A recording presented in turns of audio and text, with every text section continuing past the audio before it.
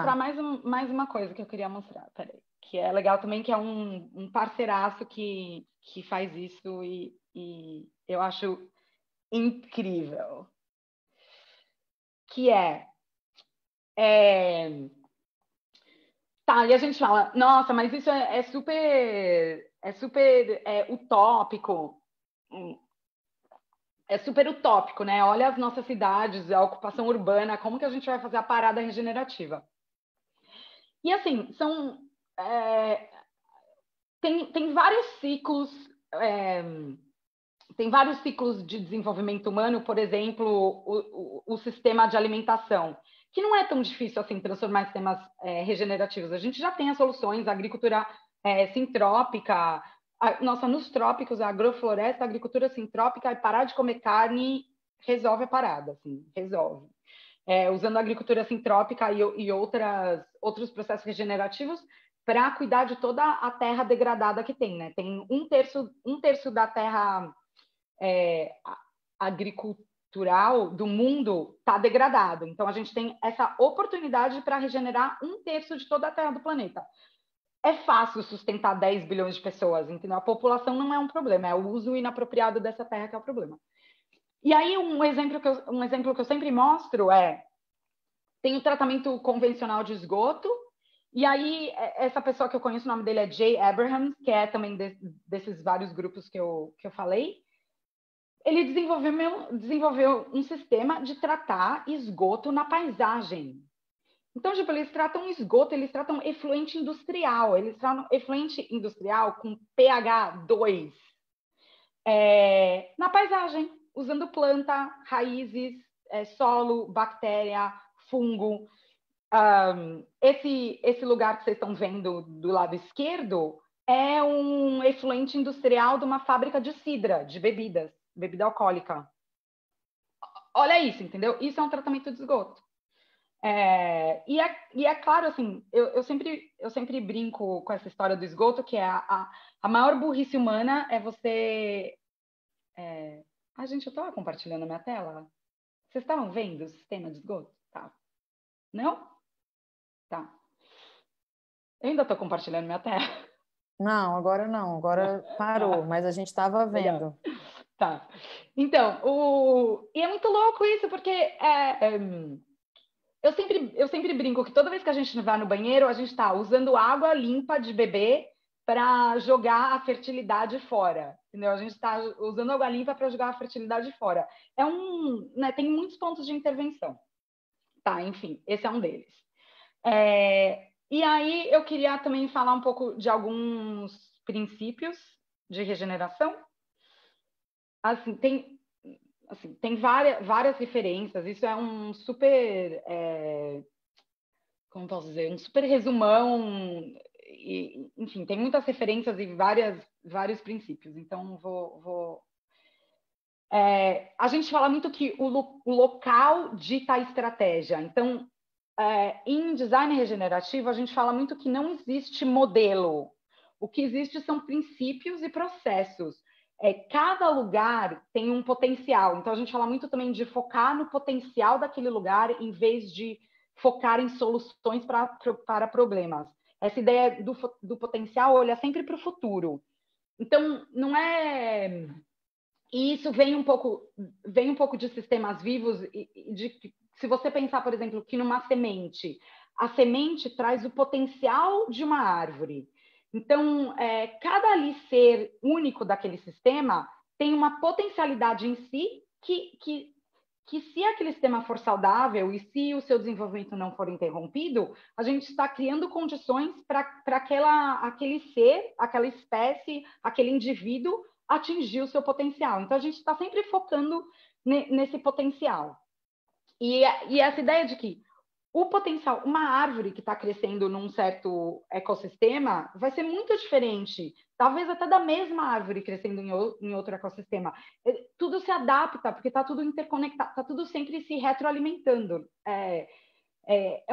A vida é um processo co-criativo, né? Eu estou constantemente influenciando o meio que eu vivo e o meio está constantemente me influenciando. Então, a gente está sempre no que Maturana e Varela chamam de um processo autopoético. A vida se autocria, ela se autogera. E ela também, em biomimética, a gente chama de a vida cria condições propícias à vida. Então, é sempre essa dança. Quando estamos tratando de designs humanos, a gente fala, bom, vamos inspirar designs humanos na natureza. Os seres humanos também são sempre natureza, eu sempre gosto de nunca fazer essa separação. Mas como que em vez de criar coisas mecanicistas, que vem de uma visão muito reducionista, como que é fazer design a partir de uma visão ecológica e sistêmica? E a gente fala muito sobre diversidade, que diversidade cria resiliência, essa história de que são co-benefícios, então você está, ao não focar em problemas e sim em potencial, eu estou também ajudando a criar vários benefícios sistêmicos daquele lugar. Então, por exemplo, a gente viu o sistema de tratamento de esgoto. Eu estou tratando esgoto, mas eu também estou criando fertilidade para vários tipos de produção. Então, normalmente nesses sistemas a gente não produz comida, mas também dá para produzir, principalmente nas partes que são mais afastadas de onde o esgoto entra, mas dá para produzir fibra, dá para produzir madeira, dá para produzir bambu, dá para produzir madeira para produção de energia, casa, roupa, enfim. Você está gerando uma produção e você está criando um habitat diverso que ajuda a biodiversidade, ajuda pássaros, insetos, anfíbios, répteis, enfim. É isso que a gente fala de aumentar a saúde do sistema todo. E a gente fala que a gente também não tenta resolver problemas, a gente tenta desenvolver as causas raízes, então dissolver as causas raízes. Então, ao invés de resolver problemas, a gente dissolve as causas raízes, que é também esse olhar mais sistêmico de o que realmente está, né? Qual é essa causa raiz. Para usar isso no que está acontecendo no Brasil, de novo, o Bolsonaro é um sintoma. Né? Então, ter um presidente como Bolsonaro no comando do Brasil é um sintoma. Qual é a causa raiz disso? Qual é o sistema de medo e desconexão que a gente criou que gera um Bolsonaro? E aí, como a gente pode ir mais fundo? Porque não adianta tirar o Bolsonaro agora, vai vir outro Bolsonaro, se a gente não cuidar das causas raízes. E isso de também maximizar as conexões benéficas e estar sempre pensando em longo prazo. Então, algumas etnias indígenas norte-americanas falam dessa 7ª geração. Como tomar decisões agora que levam em conta a 7ª geração. Que nesse momento, né, a 7ª geração nem existe se a gente continuar indo do jeito que está. Na verdade, nem a próxima geração vai ter uma vida muito, muito boa. Tá, pronto. Chega. Fala um pouco, Cacá. Muito bom te ouvir, muito bom ouvir todas essas histórias. É muita informação, mas muita informação necessária, relevante. Está sendo muito bom te ouvir. E eu queria te fazer uma pergunta também, porque a gente viu aí vários exemplos, né, de experiências regenerativas que você trouxe na área de negócios e, enfim, essas últimas com resíduos. Mas eu sei que você tem uma experiência muito legal, você e outras pessoas que trabalham junto, que estão aqui no grupo também no Zoom.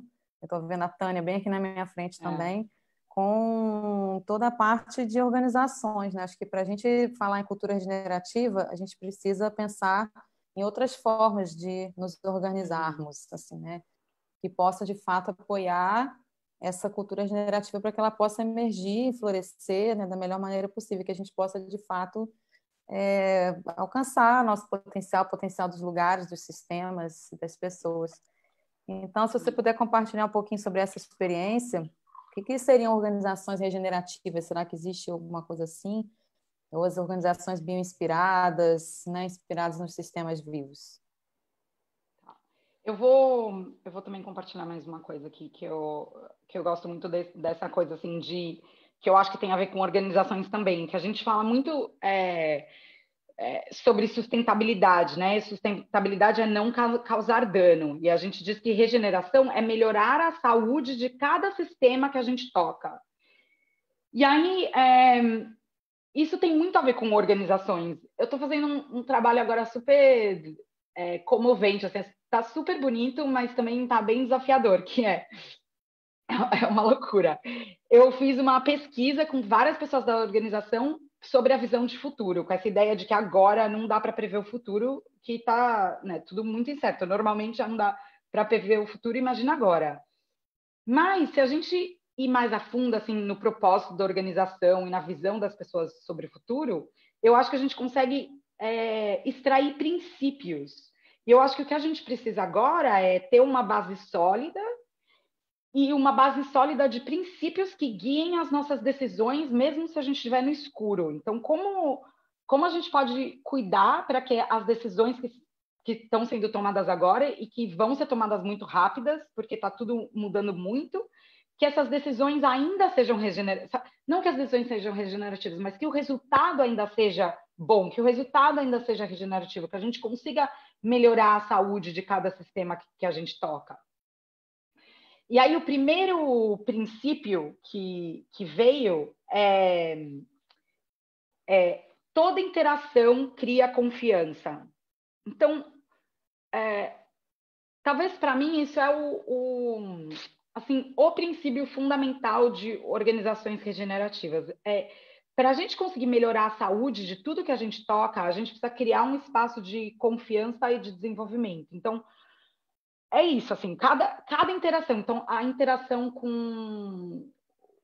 entre as pessoas deve gerar confiança, a interação com os clientes deve gerar confiança, a interação com os fornecedores deve gerar confiança, que para mim, essa ideia da saúde das relações. Então, como a gente pode cuidar para que absolutamente todas as interações dentro de uma organização estão sempre gerando mais saúde nas relações, estão sempre gerando mais confiança, estão sempre gerando mais prosperidade. Eu acho que isso é bem assim fundamental. E aí eu gosto dessa... Tem uma consultoria nos Estados Unidos chamada N-Rhythm, e tem também a Bioinspiral, que a Tânia, a Nara, a Fabi e outras pessoas fazem parte aí no Brasil, tem a Pacto, que também de uns amigos nossos, tem a Targetil, são consultorias no Brasil que também estão olhando um pouco para esse processo de organizações regenerativas. E a gente diz que é uma organização viva, em evolução, que funciona de maneira orgânica ou natural, e isso para a gente quer dizer sem hierarquia, ou sem... É que nem sempre é possível ser totalmente sem hierarquia, mas sem uma cadeia de comando e controle, onde a abundância e a resiliência são resultados da saúde. Então, lucro ou prosperidade financeira ou abundância... a gente diz que isso não é o objetivo. O objetivo é o propósito da organização. Isso são resultados que acontecem quando a gente olha para a saúde da organização, né? Quando a gente olha para a saúde subjacente. Tá, para talvez dar um pouco, não ser tão vaga. Eu vou continuar sendo um pouquinho vaga, daí eu vou ser teoricamente um pouco mais vaga ainda. E para mim isso começa a partir do indivíduo. Então, como criar? Lembra, é exatamente aquilo que a gente estava falando antes sobre os ecossistemas e desenvolvimento regenerativo. Desenvolvimento regenerativo tem a ver com escutar e entender qual é o potencial daquele lugar, qual é o potencial de manifestação daquele lugar. As organizações é a mesma coisa. Cada ser humano que está naquela organização tem um potencial e tem uma essência única. Tipo, a contribuição que ele pode fazer para aquela organização é única. Como que eu crio um ambiente para que ele seja cada vez mais capaz de fazer sua contribuição? Ele seja cada vez mais capaz de colocar o seu propósito dentro da organização, a serviço da organização. E aí a mesma coisa na equipe. Como criar uma equipe isso a gente está trabalhando na minha equipe assim muito. Como que uma equipe que é um campo fértil de desenvolvimento humano? Então, cuidar das relações. A gente nunca quer olhar para as relações dentro da organização. Acho que hoje a Tânia estava até dando uma palestra sobre isso também, sobre cuidar das relações nas organizações. Então, como que é, de novo, criar um espaço de confiança, criar uma cultura de regeneração mesmo dentro da equipe, ou seja, a gente está sempre criando mais vitalidade, mais desenvolvimento, mais evolução em direção ao potencial que a organização tem de realizar no mundo. E aí a gente vai estendendo isso até a porta para fora. Então, como que aquela organização também pode ter um efeito regenerativo nos sistemas ecossociais dos quais ela faz parte. Então, eu falo também que aquela história de que, como está tudo interconectado, a gente pode intervir em qualquer ponto do sistema. Uma organização tem milhões de oportunidades de intervir no sistema. Então, como olhar para essa organização de maneira sistêmica e pensar, pô, como que a gente pode modificar algumas decisões que estão sendo feitas para ela ter um potencial mais regenerativo? Então, por exemplo, como que a gente está contratando as pessoas? A gente está contratando com uma diversidade, uma diversidade de gênero, uma diversidade como chamar? Social, status social, não é status social. Gente, às vezes o português me falha. Diversidade de, talvez possa dizer, de classe social, não sei isso, se é isso classe, que você quer dizer. É isso que eu quero dizer. Uma diversidade de classe social, uma diversidade de etnia. Então, eu estava escutando outro dia um podcast de uma organização que prioriza empregar mães solteiras. Pois tem um potencial regenerativo comunitário super importante, ainda mais se você dá condições para aquelas mulheres cuidarem dos seus filhos.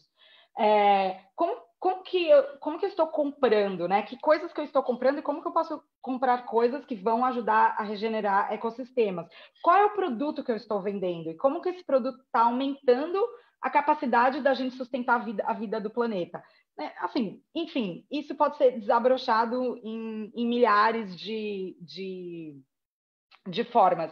Mas acho que a questão principal na natureza você não tem cadeias, na natureza, a gente é natureza também, inclusive nosso corpo, mas em sistemas naturais saudáveis, você não tem cadeia de comando e controle. É quase como uma cidade se auto-organiza, né? A gente não... Ninguém está controlando que horas que o táxi vai passar, que é o táxi que você quer pegar, ou ninguém está controlando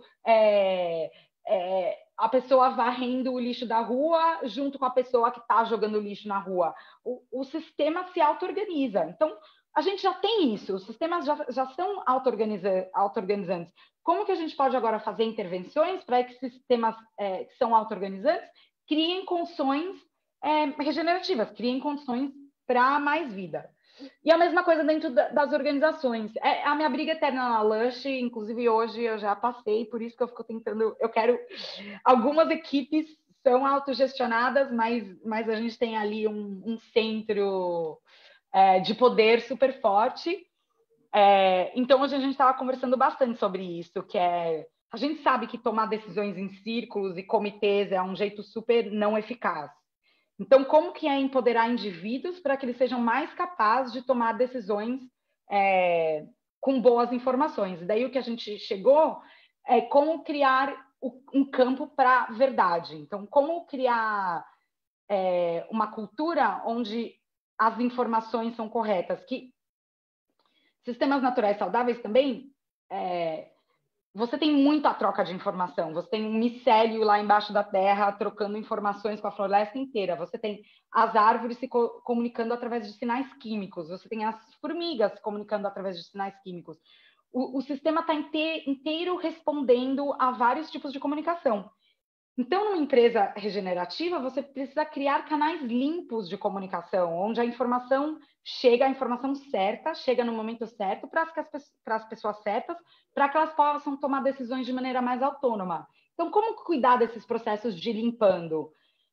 E na Lush, inclusive, foi interessante esse feedback hoje, assim, que eu peguei do que comunicaram, que algumas pessoas não sentem que elas têm esse campo para falar a verdade. Então, a gente fala um pouco sobre isso. falando assim, com os diretores, como criar esse campo para que as pessoas consigam falar a verdade. E aí foi bem interessante também, porque daí o que saiu o princípio era, nem lembro mais, criar condições para que as pessoas possam ter opiniões dissidentes e críticas, falando a verdade. Ville. Thank you. Como que as pessoas podem falar a verdade quando elas estão preparadas para fazer alguma coisa a respeito, ou seja, quando elas estão preparadas a intervir no sistema. Gente, de novo, posso falar mais mil coisas sobre organizações regenerativas, mas é sempre isso, cuidar dos indivíduos, cuidar das relações, cuidar da integralidade do todo, enxergar o todo, e criar esse sistema onde todas essas partes são saudáveis e a gente consiga esse movimento autopoético, mesmo que a empresa cresce de uma maneira saudável e orgânica, gerando cada vez mais saúde nos sistemas onde ela faz parte. É possível, gente, não é impossível. Eu tenho várias organizações que conseguem fazer isso. Muito grata por compartilhar. E aí dá vontade de seguir a conversa te perguntando um pouquinho mais sobre... Porque a pergunta seguinte que eu ia te trazer, você já trouxe, já apresentou aqui vários exemplos de estudos de caso. E aí, talvez, não sei se você tem mais algum especificamente sobre organizações que você queira compartilhar. E aí aproveito para te perguntar também de uma vez, porque o nosso tempo está avançando aqui, para a gente poder abrir, né, para a roda de conversa também.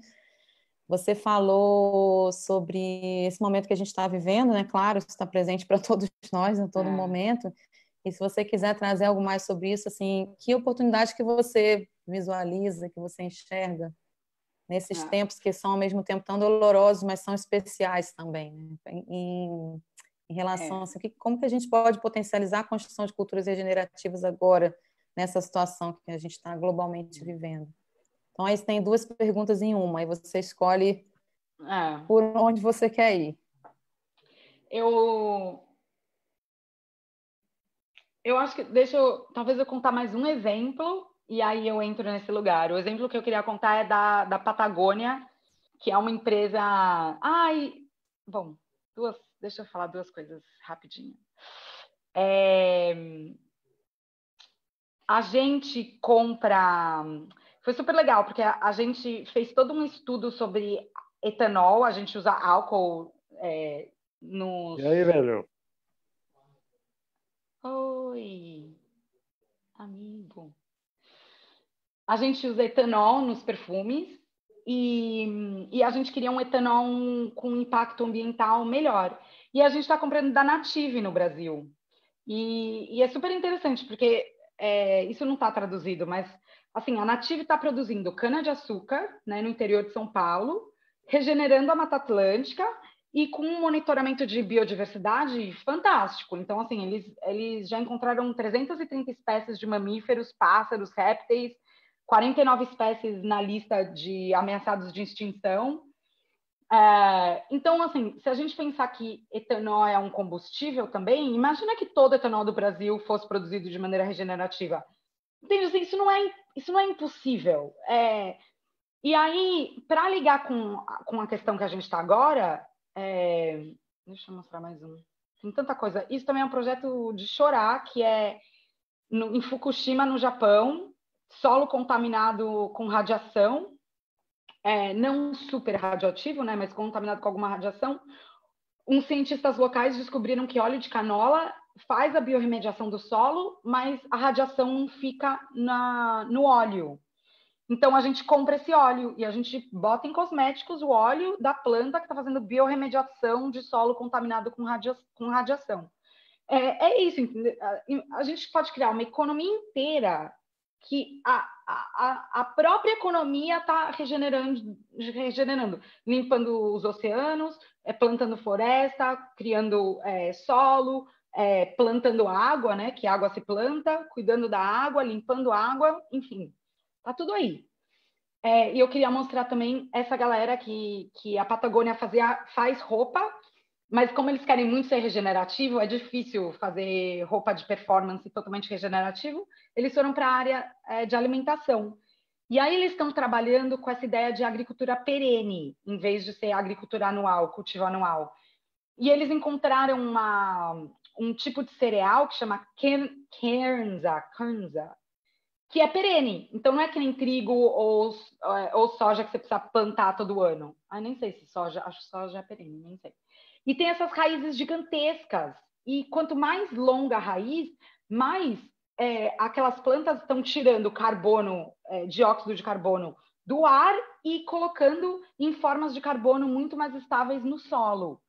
E estão fazendo cerveja disso, entendeu? Então, você pode ter uma cerveja que está ajudando a mitigar as mudanças climáticas. Então, assim, queria contar um pouco dessa história. E aí, o que para mim... e aí, a Terra Buma também, agricultura sintrópica ali no Cerrado. O que isso para mim tem a ver com o momento que a gente está? A primeira coisa nunca foi tão fácil da gente plantar esse meme de saúde humana, saúde da economia e saúde do planeta são uma coisa só. Então, para mim, a primeira coisa é o que eu estou falando disso, tipo, na empresa, todas as reuniões eu falo isso, todas as reuniões eu falo, ok, como a gente vai cuidar da saúde do planeta, da saúde humana? Então, assim, plantar esse meme, e esse meme no Brasil tá muito importante. Tem uma outra história. Tem uma outra história do Brasil também que assim, o Brasil é muito difícil porque a gente está com um psicopata no poder. É um psicopata no poder que assim, tem que tirar, tem que derrubar e tentar influenciar as pessoas que votaram nele para que elas não façam isso de novo. Então, esse momento, para mim, é um momento da gente se reconectar a qual é o propósito humano no planeta. Tipo, desculpa, eu falo palavrão para caramba. O que a gente veio aqui fazer, sabe? Que porra que a gente veio aqui? Por que a gente evoluiu, sabe? Por que a vida foi evoluir seres com consciência?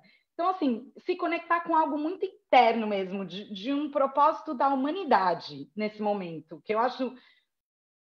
Eu falo que esse momento ajudou a gente a despertar um pouco a humanidade dentro de nós. A gente começou a olhar para o próximo, a gente começou a ver que não adianta os ricos se esconderem e os bilionários guardarem os seus bilhões. É claro que eles têm melhor acesso à saúde, é claro que eles estão morrendo em menos número, mas eles estão lá tudo preso dentro de casa também. Então, assim, é um momento de entender que nós estamos nisso juntos, está todo mundo aqui no planeta junto. Se um país, que agora nesse momento é o Brasil, não tiver boas políticas de contenção de vírus, vai espalhar para todo mundo de novo. Então, assim, essa sensação de interconexão e de que a humanidade é uma só, e também essa sensação de que a gente está olhando para as pessoas invisíveis. Então, a gente está olhando para o que está todo mundo vendo o que está acontecendo com os indígenas, não tem como esconder. Está todo mundo vendo o que está acontecendo com as pessoas que moram em situação vulnerável, situação de rua. Está todo mundo... Eu não sei o quanto as pessoas do Brasil estão prestando atenção no que está acontecendo no mundo, mas tem campo de refugiado em Bangladesh que começou os primeiros casos de vírus. A gente tem milhões de pessoas morando em situações absurdas. Eles, entendeu? Vai continuar espalhando. Então, assim, esse despertar da humanidade, da gente ver que é só na solidariedade que a gente vai conseguir fazer alguma coisa, eu brinco para a gente pegar essa sensação de ter despertado essa humanidade dentro de nós e ficar segurando ela bem quentinha e alimentando, porque a gente vai precisar disso depois, assim, o processo de trauma coletivo vai precisar de amor, sabe? O processo de trauma coletivo vai precisar da gente despertar essa conexão com os outros seres, da gente usar esse momento da pandemia para... Em inglês a gente fala otherness, o outro, né? Para a gente enxergar que não existe o outro, que é tudo uma coisa só, que somos todos um. É bem hippie, mas é isso. Que não são seres humanos também. A gente já sabe que quanto maior destruição dos ecossistemas, mais fácil as pandemias podem acontecer, mais fácil o vírus pula para um hospedeiro humano. E aí a terceira coisa que é a parte econômica, da saúde econômica, eu sempre conto essa história que tem 2 cidades no Mato Grosso, Native. A Native que faz o açúcar, que vende no Pão de Açúcar, o açúcar da Native. No Mato Grosso, nossa, eu sou péssima para nome. No Mato Grosso tem 2 cidades. As cidades acho que tem 400 quilômetros uma da outra plantando soja. Desmataram tudo plantando soja. Uma cidade tem 2 colheitas de soja por ano e o dobro da produtividade. E a outra cidade não. Uma cidade tem quase o dobro da chuva da outra cidade. Qual é a diferença? Tem um território indígena acima, no vento de cima. Vento de cima? Sabe? Tipo, como falar isso em português? O vento passa pelo território indígena antes de chegar nessa cidade que tem o dobro de produtividade. Então, assim, como a gente começa a mostrar isso e não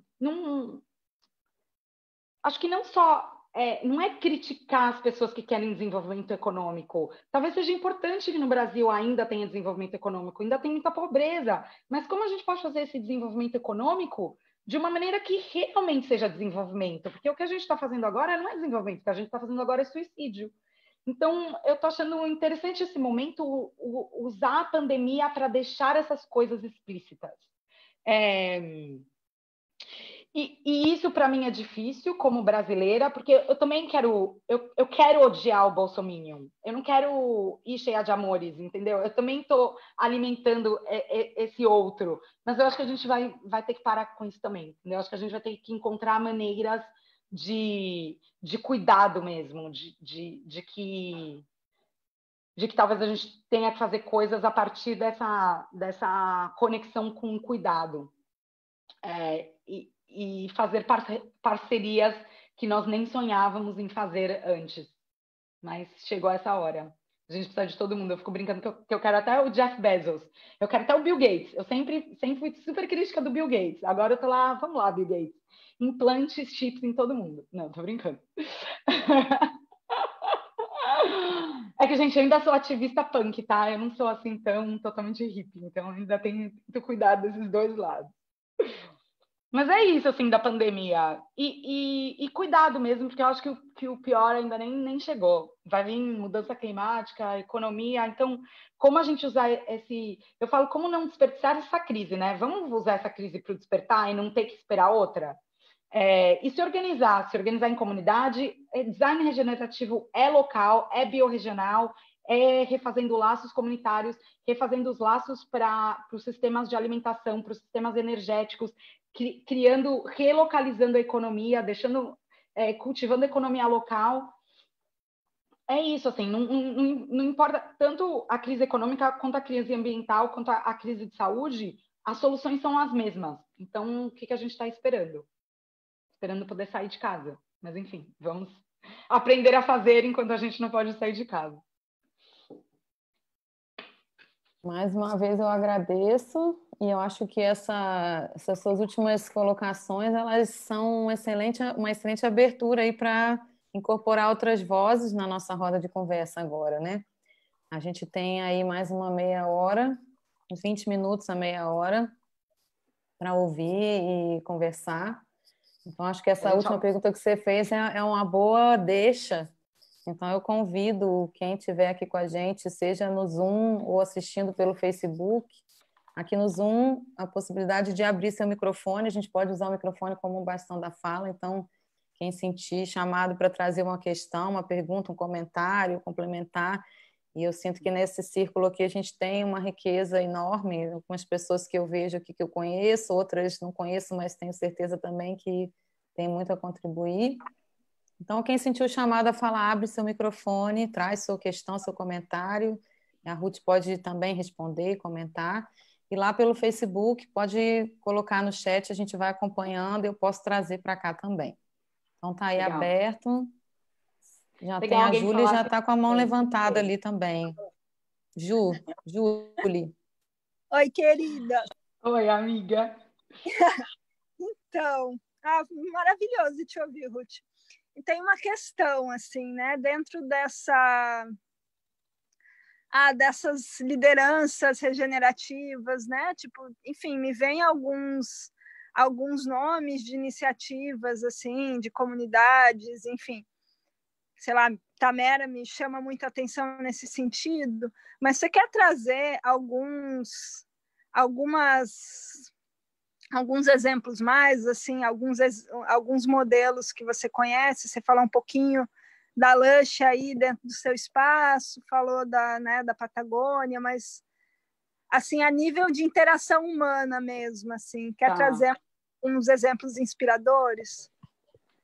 Quero, eu inclusive tinha um videozinho da Tamera aqui na apresentação, deixa eu mostrar, peraí. É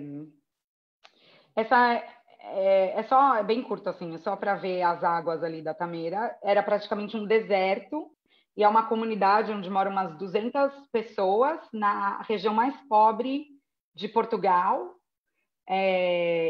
num processo super forte de desertificação. E aí, em 2000... E, assim, eles estavam vivendo no pó, assim. Daí, em 2007, veio um permacultor austríaco, que ele é loucão, Sepp Holzer, e sabe aquele lance de olhar o potencial da terra? É tão bonito, as pessoas que têm essa capacidade. Ele olhou e falou assim, aqui dá para a gente pôr um lago. E aí falou que a galera não acreditava de jeito nenhum, mas assim, foi na confiança. E aí eles começaram a fazer lagos, e aí tem esse projeto também para expandir lagos. E aí o que aconteceu? É claro, a comunidade trabalha com um processo de regeneração. Olha quem está aí, a grande Márcia que morou na Tamera um tempão. Ela pode falar muito mais que eu. Ele tem um processo de regeneração social super forte, inclusive passando por questões de sexualidade que normalmente são bem tabus, e um processo forte de ecologia. E aí eles foram construindo vários lagos. Agora tem vários lagos, eles são totalmente autônomos em relação à água, mas sempre foram um pouco distantes da economia da comunidade local. E aí agora isso está mudando também. Então eles estão sendo muito mais influentes politicamente, até fazendo ativismo anti-petróleo em Portugal. E bem interessante, eles gastavam, porque eles recebem pessoas, eles gastavam 300 mil euros em comida, comprando orgânico ali da região, mas eles falaram, bom, e se a gente gastar esses 300 mil euros regenerativamente?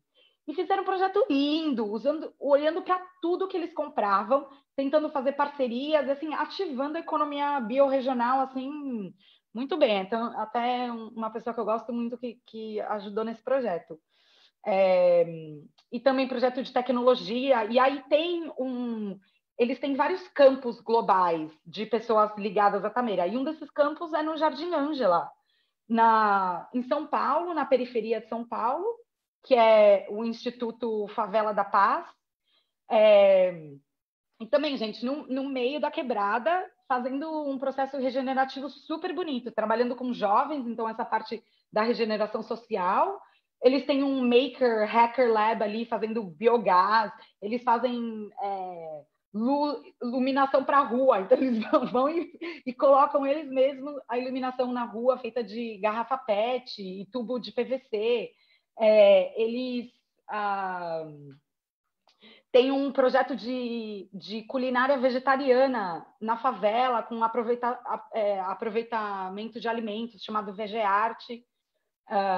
Enfim, é um puta projeto também. Então, assim, tem uma redezinha. Mesmo o projeto da Juju, conta aí um pouco da sua regeneração das águas aí em Piracanga. Sim. Bom, aqui então é lindo ouvir falar de Tamera, porque tem a Thaisa fala que, né, a regeneração, né, das relações, né, é a regeneração das águas internas, né, e a gente só consegue regenerar externamente se a gente começa por dentro, né. Então, um pouco do foco o foco do meu trabalho em relação às águas é muito esse também, né, da gente perceber como as águas se movem internamente, né? O quanto nós, enquanto seres únicos nesse planeta, né? Eu sou entre olhões de seres humanos, cada um é único, né? E à medida que a gente vai contaminando internamente nossas águas com sentimentos, com tudo, né? A gente também bloqueia essa capacidade que a gente tem de transformar nosso corpo, nossa casa, nossa comunidade, consequentemente, nosso planeta, né?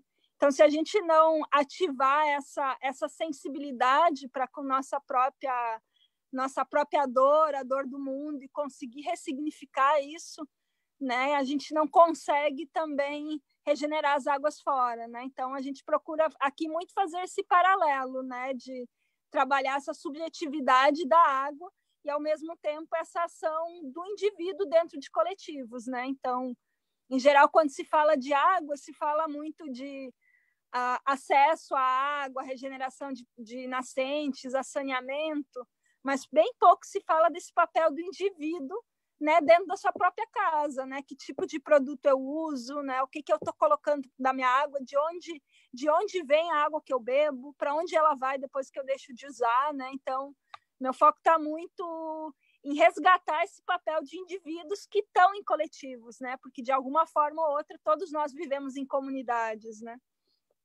Enfim. É isso aí. E esse processo, assim, esse processo pessoal é bem importante mesmo. Eu falo muito, em inglês tem essa palavra bem fácil que é wild, né? Que é o selvagem. E esse processo de trazer o selvagem para mais partes de nós. Então, assim, desde o pensamento até o nosso corpo. Eu tô aqui com um monte de punk, hoje eu saí, colhi um monte de punk, eu como punk todo dia praticamente, a Tânia que tá aí também. Entendeu? Por quê? Por que isso? Porque isso é uma relação minha com o território. Então, como a gente pode ir desenvolvendo essas relações mesmo de cuidado, de amor com o território, conhecendo mesmo o território e trazendo esses aspectos da natureza selvagem para dentro de nós, né? O máximo que for possível, mesmo numa cidade. Mais alguma pergunta, gente? Eu tenho uma pergunta. Ai, minha irmã, fala, irmã. Eu gosto que como é a primeira vez que eu falo isso em português, tá? Minha família inteira assistindo, eu faço em português. Eu já tô quase sabendo repetir as coisas que você fala. Bom. O Ru e Ju e todo mundo, né? Uma pergunta geral. Eu fico pensando assim, para nós que já acredito que todo mundo que está fazendo parte desse grupo e para as pessoas dos grupos o qual a gente faz parte, ouvir todas essas informações que você está trazendo é um despertar, né? Então, mesmo que a gente já trabalhe com educação, com sustentabilidade, com as organizações, né? Esse olhar, né, da reconexão parece que mexe um pouquinho mais fundo, né? Então, mesmo com a gente que querendo ou não, a gente já está um pouco mais desperto do que outras pessoas, já é um tema para a gente parar e olhar e pensar mais profundamente, como a gente consegue trazer esse olhar para pessoas que estão totalmente desconectadas, para a massa, dá tempo. Porque nós todos passamos por um super processo até chegar aqui, né? A nossa infância, o que a gente estudou, as nossas experiências, aí a gente está aqui agora. Mas como trazer esse olhar, esse brilho no olhar, essa conexão para essas pessoas que tipo, apoiam o Bolsonaro, né? Isso é muito exemplificador, né? Mas tem esse tipo de pessoa no mundo inteiro. O que fazer? É com a educação? É tratamento de choque? O que a gente faz com essas pessoas? Por onde a gente vai? Qual é o caminho que a gente vai buscar, sabe? Para falar com o coração dessas pessoas. Porque não é na mente, né? Não é mental. Gente, assim, não necessariamente tem essa resposta. Se alguém aí quiser responder, pode responder. Posso contribuir depois, mas... Eu posso trazer algo, assim, que eu tenho certo, assim, né? Porque, sei lá, assim como a Ruth, assim, eu percebo que eu estou nesse caminho do ativismo há um tempo considerável, né? E o ativismo, para mim, nasceu de um lugar de dor, assim, né? E eu fui redescobrindo esse ativismo nesse ativismo mais amoroso, mais delicado, assim, realmente nessa geração de confiança, nessa conexão de coração para coração, assim, né?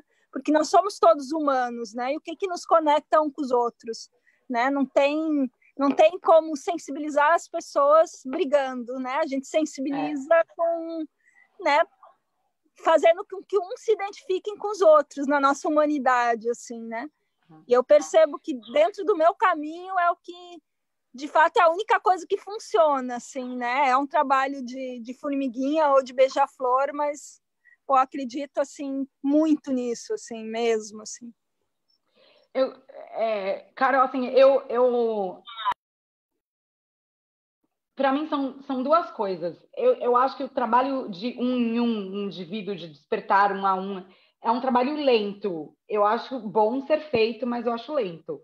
E eu acho que a gente precisa de algumas questões coletivas mesmo. Então, por exemplo, se envolver politicamente, né, votar certo, colocar o seu dinheiro num banco ético, nem sei, acho que isso nem é possível no Brasil. Colocar pressão nas empresas para fazerem as coisas certas, não comprar gente que desmata. Tem um processo assim, um pouco mais sistêmico. Mas essa coisa assim, do cuidado, e agora as pessoas estão com uma necessidade de segurança muito, muito, muito forte. E essa necessidade de segurança se traduz em posições conservadoras. Então, como a gente pode começar a falar um pouco sobre que segurança agora vem desse cuidado, sabe? Segurança agora vem de ter uma economia que cuida do planeta. Segurança agora... Eu acho que fazer essas conexões com as necessidades assim básicas de pertencimento, segurança, é importante. Mas não sei. Não, acho que ninguém descobriu essa mágica.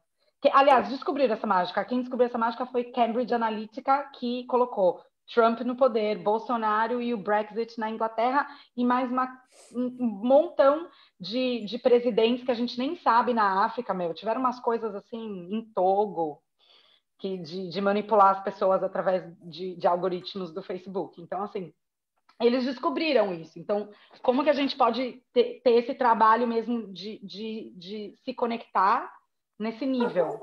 E por que eles conseguiram isso? Porque eles foram direto, conseguiram falar com o coração das pessoas baseado nesse medo, né? Mas o medo é só essa necessidade de segurança. Então, como a gente começar a falar desse lugar? Não sei. Quem descobrir isso... Oi, Ruth. Ganha $1 milhão. Oi, João! Pessoal. Posso acrescentar aqui alguma coisa nessa fala? Pode, querido, claro. Maravilhoso. Eu acho que a gente já está fazendo isso de alguma forma. Eu acho que a gente tem que ampliar essa rede do bem. Está escutando? Estou escutando. Acho que a gente tem que ampliar essa rede do bem, se conectar com as pessoas, como a gente está fazendo agora, e especialmente nesse momento aí de quarentena, onde essas redes estão se expandindo bem rapidamente, porque é inevitável que isso está crescendo, que esse movimento está crescendo, impulsionado agora ainda mais, né? E torcer para que dê tempo. A gente não sabe onde vai chegar. Como humanidade, a gente tem um grande ponto de interrogação nesse momento. A gente tem que soltar o resultado, né? E fazer a nossa parte. Cada um fazer a sua parte. Conectar com o propósito, como você falou no início aí. E vamos lá, é hora da gente colocar energia, né? A gente tem aí um ativismo aí impulsionado por essa jovem que fala: a casa está pegando fogo, a gente vai ficar olhando ou a gente vai apagar ela? Vai apagar o fogo, né? Então é isso, a gente tem que organizar essa rede do bem, a gente tem que se organizar internamente, tem que estar bem, tem que cuidar da saúde, tem que cuidar da imunidade, né? Tem que cuidar da família, mas a gente também tem que ir para o mundo, tem que ir para a comunidade, tem que ir para o mundo, levando nossos dons e nossos talentos. É isso aí. Organização é super importante agora, organização comunitária, é isso aí.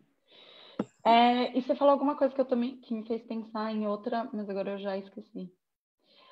Eu já sei. Como vocês são brasileiros, então eu posso falar a partir de uma visão de mundo menos ateísta, que é o que às vezes eu tenho que me cuidar aqui na Europa, eu não vou ficar falando de umas coisas muito doidas. Eu também acho que tem um trabalho energético nisso aí, sabe? Eu também acho que tem uma tecnologia, assim, da gente aprender a manipular a energia vital para trabalhar com a cocriação mesmo dos espaços naturais nesse nível energético mesmo. Pode ser o que for, meditação, oração. Eu acho que a gente ainda não aprendeu a fazer isso. Tipo, a força mesmo energética do coletivo cocriando e sustentando a vida também. Eu acho que ainda tem essa mágica assim, que a gente precisa aprender a fazer. Que acho que as grandes bruxas que foram todas queimadas, todas não, mas em grande parte queimadas, elas sabiam o que estavam fazendo também. Elas entendiam como é essa cocriação mesmo com os elementos naturais. É isso também. Não acho que precisa ser só intelectual.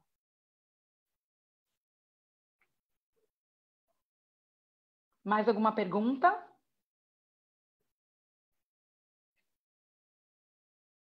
Ou comentário? O comentário. Tem tanta gente boa aqui. Olha o Monte! Tem tantos amigos. Pois é. Saudade desse povo. Bom. Ai, gente, se ninguém tem mais perguntas ou comentários. Quer finalizar? Vamos dar um respiro para a gente ver se ainda vem alguma questão, senão a gente alguma podia dar um fala. respiro. Não, A gente podia dar um respiro junto. Vamos. Já fazer uma Quer puxar, respiração junto, Ruth? então. Vamos, quero. Vamos fazer um pinacari, vai. Já que metade desse povo aqui é do Dragon Dream. Então, sentem, coloquem os pés no chão. Deixa eu ver aqui se o Vila vai fazer barulho. Se não, Tânia, puxa um pinacari, porque aí não precisa trabalhar. Ai, pede para Cacá, Cacá faz. Cacá. Eu já falei muito, Tânia. Eu estava querendo ouvir sua voz. Eu ia te provocar mesmo, eu ia te convidar com você. Tá bom, então, gente. Colocando seus pés no chão, relaxando seu corpo, fechando os olhos, conectando com toda essa beleza, essas histórias, esse conhecimento, essas emoções dessa conversa.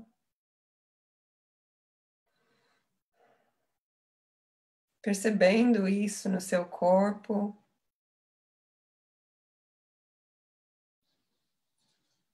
Percebendo a beleza de estar aqui nesse momento, vivendo esse momento, não só do Covid, mas desse momento de mundo que tem tantas coisas, tantas possibilidades, tantas coisas ruins e tantas coisas boas, e que juntos a gente consegue talvez fazer uma virada, conectando com esse poder, esse sonho, essa possibilidade, esse potencial.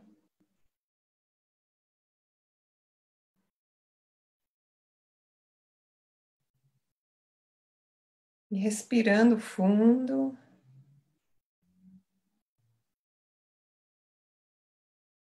Percebendo todo esse potencial no seu corpo, ao seu redor. E mesmo estando virtuais, conectando com cada pessoa que está aqui,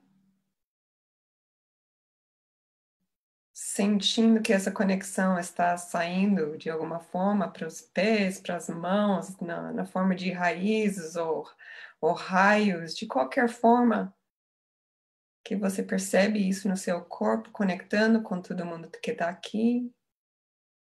Dentro do Brasil, indo para a Europa, onde está a Ruth, indo para outros lugares também, onde a gente tem amigos ainda também nessa caminhada, juntos com a gente.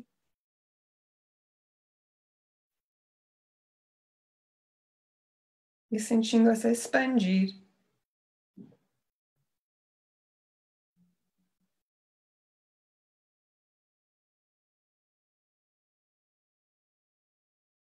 Expandir para que abraça todos nós.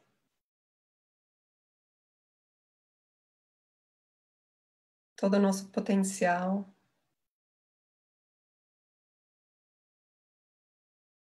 Todas as nossas histórias. E as histórias que a gente vai também criar.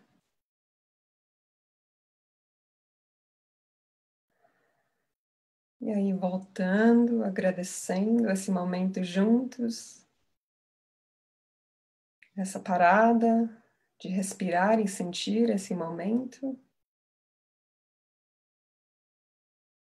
E devagar voltando, para perceber quem está, e talvez as pessoas também podem, aos poucos, abrir os olhos, mexendo o corpo, e abrindo também a câmera para que a gente consiga se ver, todo mundo. Ai, Mami está aqui. Eu tenho mamis brasileira também. Mami!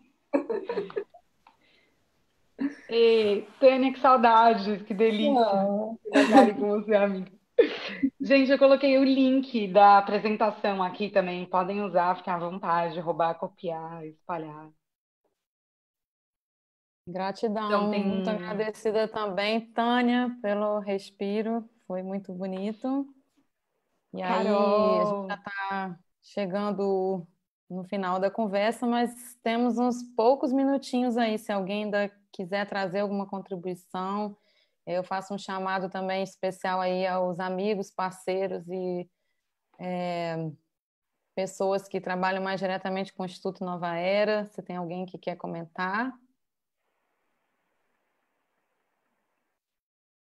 Se não, ou qualquer outra pessoa também, né? Eu só quero só fazer uma menção que, com as pessoas que estão aí no Brasil trabalhando com isso, que é o Instituto do Desenvolvimento Regenerativo, do Felipe, teve todo uma grande mobilização para traduzir o livro Design de Culturas Regenerativas, com Daniel Val. Tem um grupo do Facebook, que é a Flávia Vivacqua também, que é uma das pessoas que está ancorando, que, aliás, fez todo o movimento do livro também, está ancorando no Brasil, que é o grupo de Design Regenerativo no Facebook. Tem o site de Sociocracia, que a Tânia e outras pessoas do Brasil também estão ancorando, de design organizacional baseado em sistemas vivos. Então, tem um monte de gente, um monte de coisa aí acontecendo no Brasil também. Queria deixar essas referências. E eu também queria falar um pouquinho do Instituto Nova Era, que é super interessante encontrar financiadores que estão financiando regeneração e vários, pelo que eu vi, vários projetos de regeneração socioambiental. Então, super interessante também. Até queria chamar vocês para fazer uma pequena palestra num evento que a gente está organizando de financiadores que financiam projetos de regeneração. Então, é legal estar nessa rede também. Obrigada pelo convite. Que bom. Muito agradecidos. Estamos aqui em nome do Instituto Nova Era também. E ótimo convite, vamos conversar. Agradecer a todo mundo que está participando aqui com a gente pelo Zoom e pelo Facebook. Bastante, como a Tânia trouxe, né, muitas emoções aqui fluíram ao longo da fala, informações também. Então, a gente tem muita coisa para processar em todos os níveis, sutis também, como a Ruth trouxe aí no final. E eu queria também convidar todo mundo que está aqui para nossa próxima live. Essa conversa aqui com a Ruth está sendo parte de uma série de lives que o Instituto Nova Era está promovendo. Então, essa é a terceira. A gente teve Ailton Krenak na semana passada, Orlando Cardoso na retrasada, e na semana que vem a gente vai fazer uma conversa com o Fernando Rebelo sobre agricultura sintrópica. O Fernando, ele é do CEPEAS e ele vai trazer um pouquinho para a gente sobre os princípios e práticas aí da regeneração na área da produção de alimentos, de agricultura também. Então, na quinta-feira, dia 4 de junho, às 19 horas, e aí pelas redes sociais a gente vai divulgar o link para participar aqui pelo Zoom ou pelo Facebook. Então, acho que é isso. Ruth, se tiver alguma palavra final. É isso, para mim, assim, eu acho que o que eu queria dizer é que eu encontrei uma fonte infinita de energia que é indo num lugar muito existencial, que é a conexão com a vida, sabe? Isso é sobre a vida.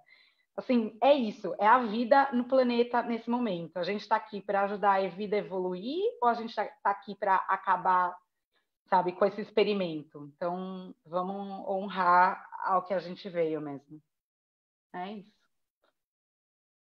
E segurar esse lugar que é existencial, entendeu? Cuidar disso. Não ir para o lugar do banal. Vamos sustentar esse lugar bonito que a gente está agora, desse lugar existencial mesmo, sobre o que é ser humano. Grata, gente. Levando essas palavras, a gente então vai encerrando. Podíamos fazer um encerramento geral. Quem quiser abrir a câmera, abrir os microfones, a gente dá um tchau, todo mundo junto. Gratidão. Tchau, Ru. Bom ver tantas pessoas queridas aí. Ótimo.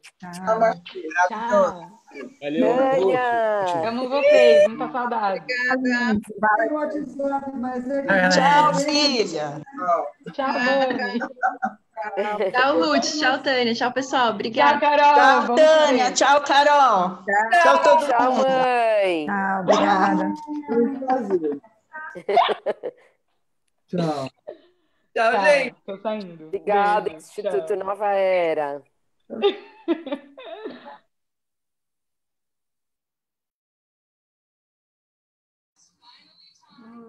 Legal. Achei por acaso e foi bom demais.